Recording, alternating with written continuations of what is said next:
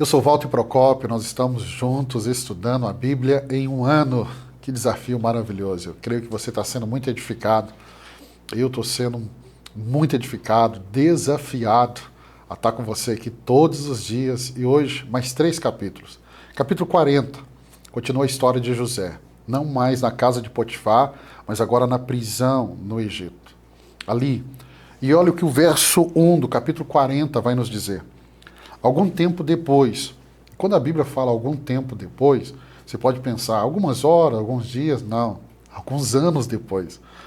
Algum tempo depois, o copeiro e o padeiro do rei do Egito fizeram uma ofensa ao seu senhor. O rei do Egito, o faraó, irou-se com os 2 oficiais, o chefe dos copeiros e o chefe dos padeiros, e mandou prendê-los na casa do capitão da guarda, na prisão em que José estava. Agora José está dentro da prisão. Eu quero que você avalie isso. O menino mais novo, o caçula, cuidado pelo pai, paparicado pelo pai, recebeu uma túnica colorida, mas odiado pelos irmãos. É vendido como escravo, vai para uma nova terra, uma nova cultura, uma nova língua. Tem que aprender os desafios. Vai para a casa de Potifar, a mão de Deus o abençoa. E agora injustamente acusado está dentro de uma prisão. Mas você precisa entender, e é o que eu anotei aqui para te dizer, é que antes de José subir ao trono, ele precisava primeiro passar pela escola do quebrantamento. Isso me ensina muito. Quando eu leio o capítulo 40, esse momento da vida de José, eu aprendo que um momento de dificuldade não vai durar para sempre, mas esse momento nos ensina muito. Nós aprendemos muito com ele. Agora Jacó está na prisão, nós temos um copeiro e nós temos um padeiro. E eles vão ter sonhos. E quando eles têm sonhos, quem que entra na história? José. José vai interpretar o sonho do padeiro, do copeiro, e quando ele interpreta o sonho, sabe o que vai acontecer? Deus vai acontecer conforme ele interpretou. O verso de número 18, disse José, essa interpretação, as 3 cestas são 3 dias.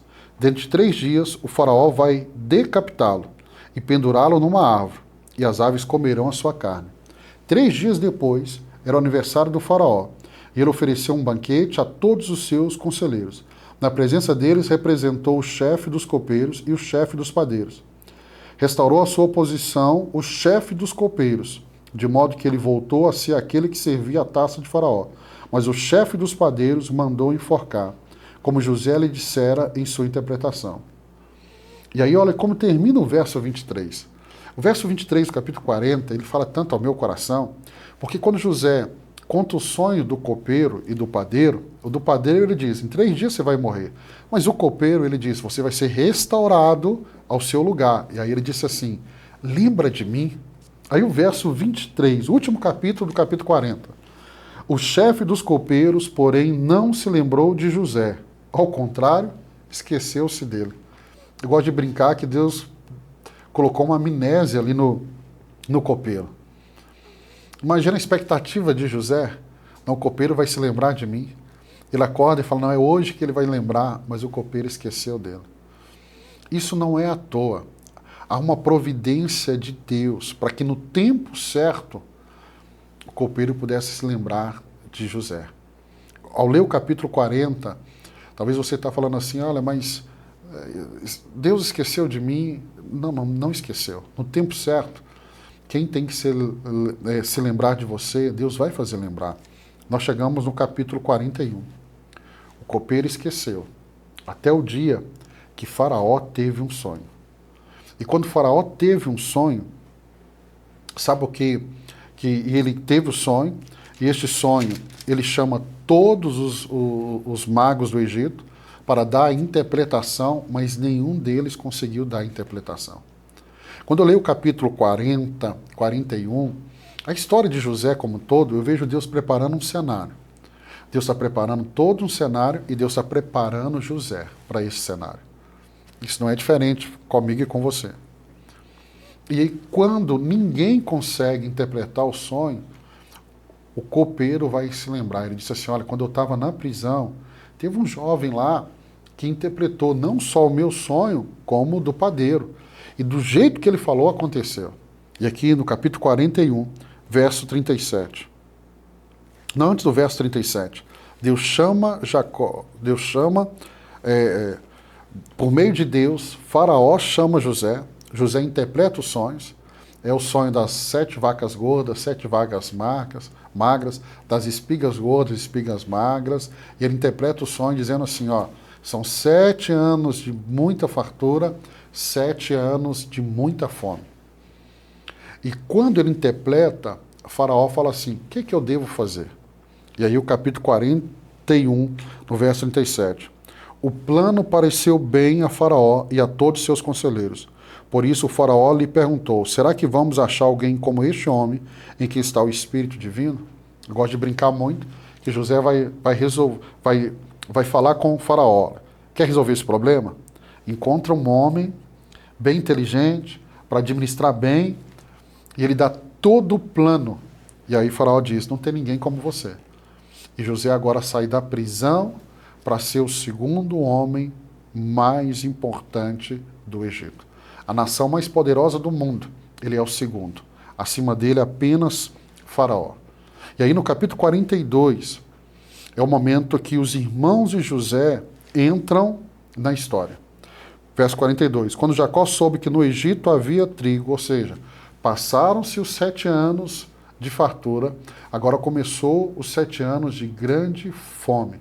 E aí Jacó manda os irmãos de José ao Egito. Manda os irmãos. E quando eles chegam, eles encontram quem?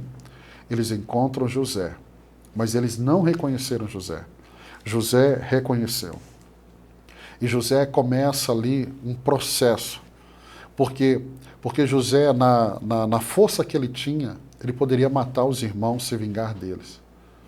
E quantas pessoas fazem isso? Quando você lê o capítulo 42, pense muito nisso. Se Deus te desse para você a autoridade que deu para José, será que você perdoaria os irmãos como José perdoou? Ler o capítulo 42 é entender que Deus ele quer curar o nosso coração. E aí José vai fazer todo um plano para reter um dos irmãos, para que os irmãos pudessem voltar. E aí começa um processo, que eu gosto de chamar, que é um processo de restauração. O capítulo 42, que nós estamos lendo hoje, e amanhã vamos dar sequência, capítulo 43, 44 e 45, é um processo de restauração. Eu gosto muito de dizer, quando você lê esses capítulos, leia com muita atenção.